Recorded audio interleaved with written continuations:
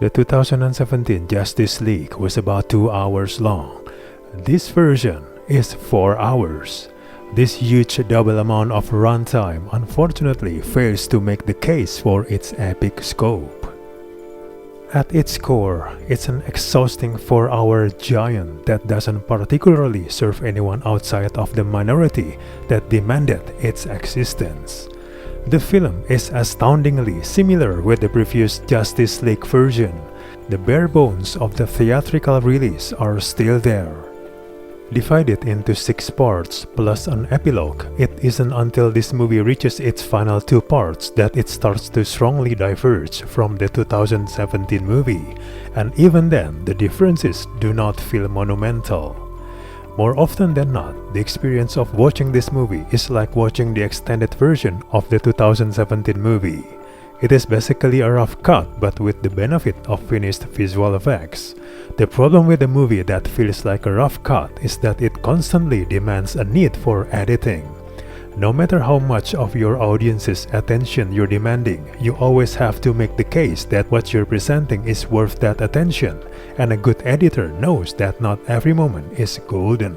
This new Justice League movie features an opening 2 hours mostly consisting of scenes that could be interchanged with each other with little effect on the story's coherence.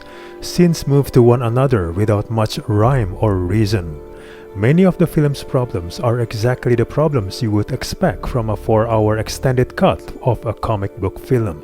There are more substantial alterations address the previous film scenes of the Flash and Cyborg's backstories, which become the strongest points of the film. But the problem with this movie is that it seems built to keep in everything. This version basically take an already overstuffed plot and added multiple knots to a future sequel no one has shown any interest in making.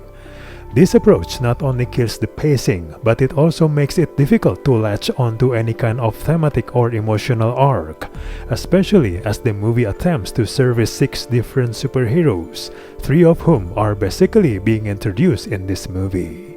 There's the baffling dream sequence that occurs towards the end of the film, setting up a sequel that plainly is not coming. Its awkward placement as an unnecessary epilogue simply makes no narrative sense. There's a thematic shift too by treating the superheroes as gods figures. What they do feels driven less by some natural sense of good and more by a pursuit of destiny and glory.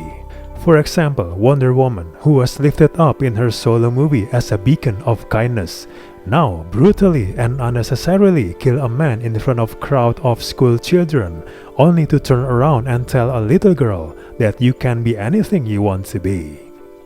Overall, this 4-hour version of Justice League is not only unnecessary, but also totally wastes your time.